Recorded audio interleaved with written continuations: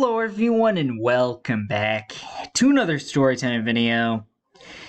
Today I am going to be talking about the time when I was in high school where one of my classmates he was going to shoot the school up. Now, before I get into the video, I just have to say here and now, don't go around shooting up schools. That is a quick way to get thrown in jail and your life probably ruined at that point.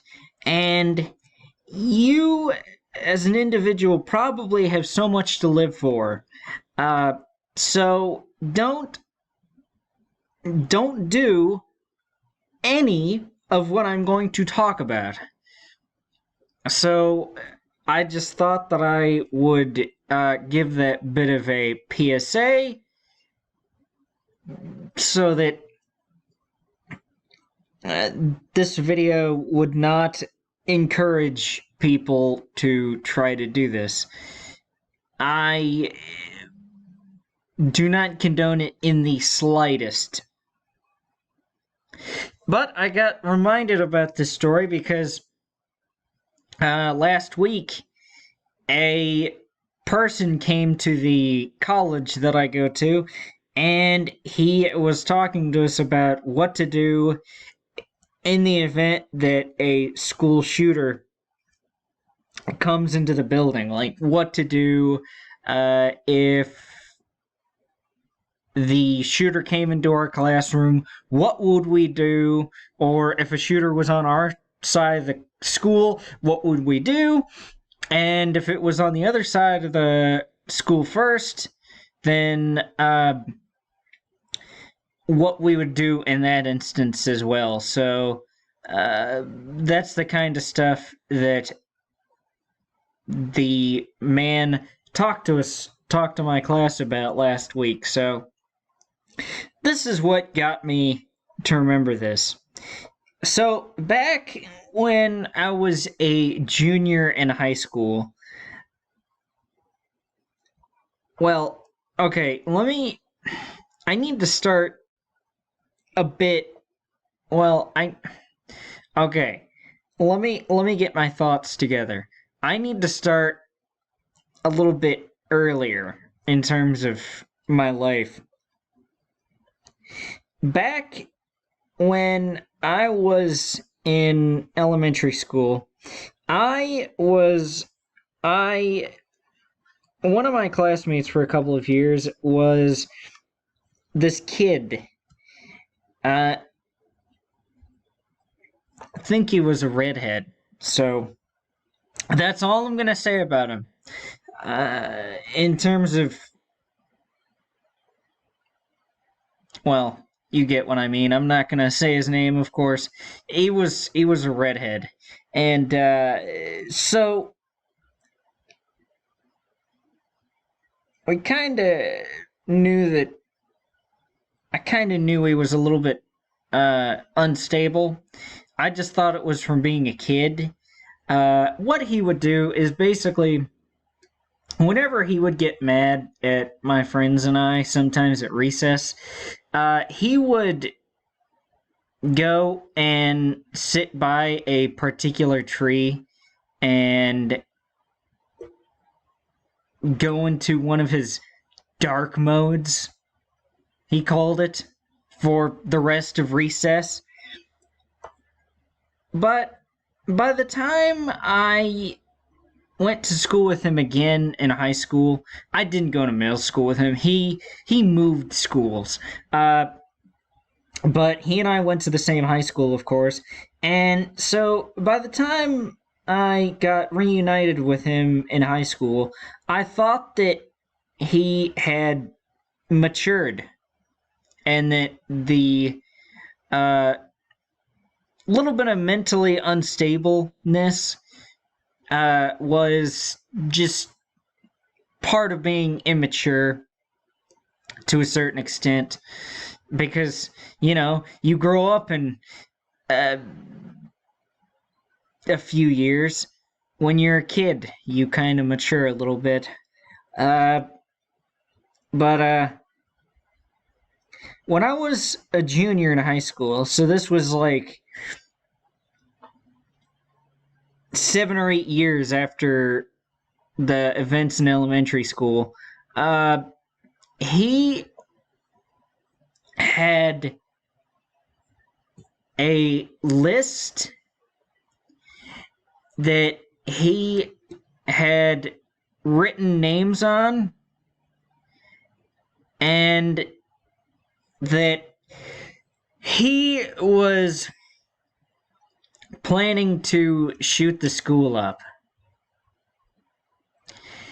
Now, I thought this kid seemed fine because I talked to him in high school, of course, and I had actually talked to him like a day or two before this all came out, that he was going to shoot the school up. And it came out instantly. It was like a Friday everyone heard about this. And I talked to him that Wednesday or Thursday. And he seemed fine. He did not seem like he was going to do anything insane, like try to shoot up the school. But so it really caught me off guard. And after all this happened, I remembered to what I told you a minute or two ago about the whole elementary school thing, and it's like, oh, yeah, there's that. But I, for like a few weeks, well, 2 or 3 weeks, people were really talking about it. And people were getting more details, of course. When stuff comes out, you get more details later on. That's when I found out that there was a list within those few weeks afterward. And what was worrisome to me particularly is that there was a kid that I had Spanish class with that apparently was near the top of the list. So not only is it I don't remember which word I used, but it's, yeah, I think I said worrisome.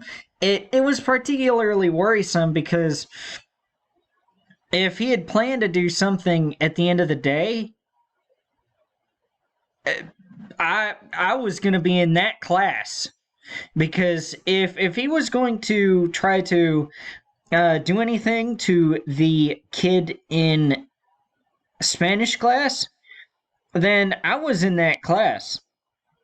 So I would have been involved. I would have had to deal with a school shooter that I considered a friend. So it would have been completely just horrifying.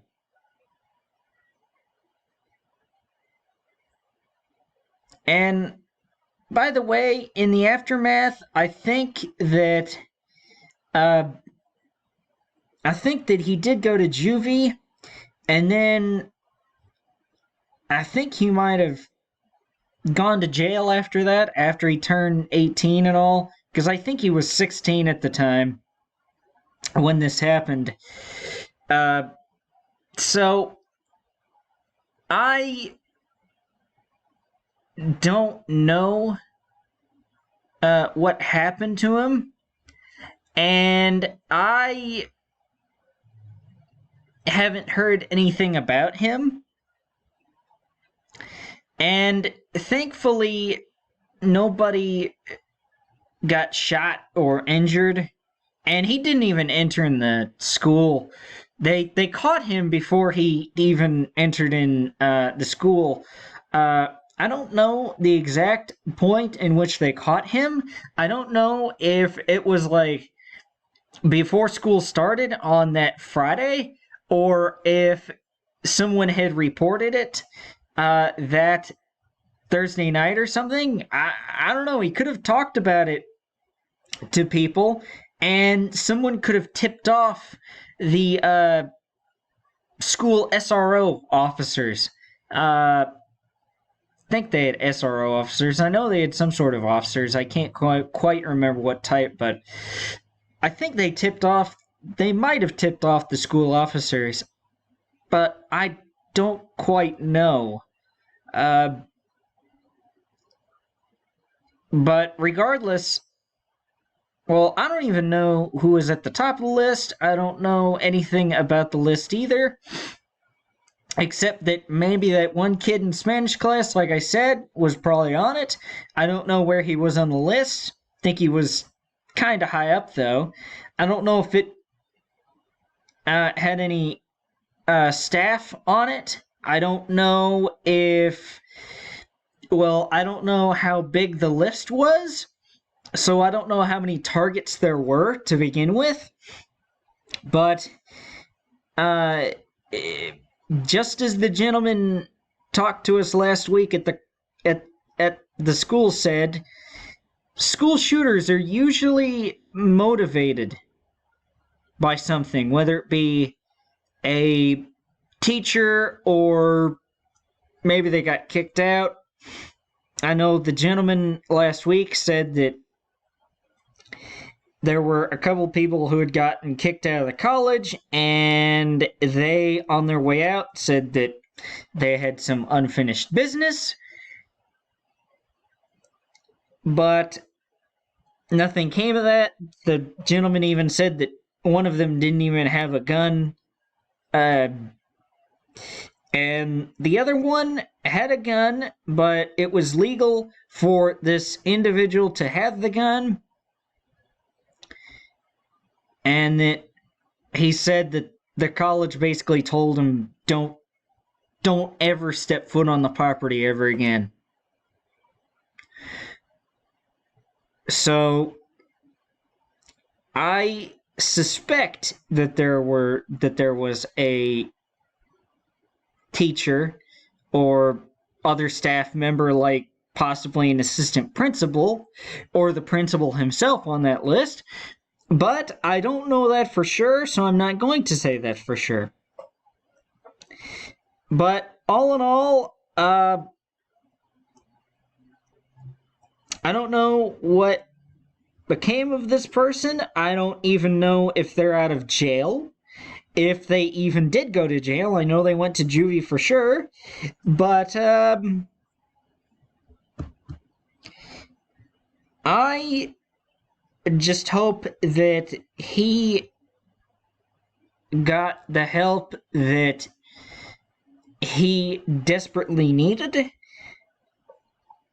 because he, even though I guess he's a bit mentally unstable, he did not seem like a stupid individual. He seemed like he had potential in life, and it's sad to see people throw their lives away, especially when they have a lot of potential like this kid did. I think he might have, but all in all, I hope nobody got, well, I'm glad nobody got hurt, and that I hope he gets the help he desperately needs.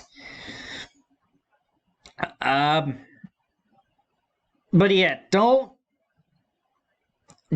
go back to the school that you might have gotten kicked out of, or in this kid's case, don't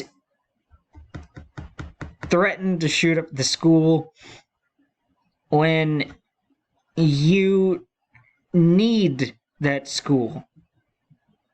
Because now he doesn't even have a high school diploma. He will have to get out and get his GED. That is, even if he can get his GED.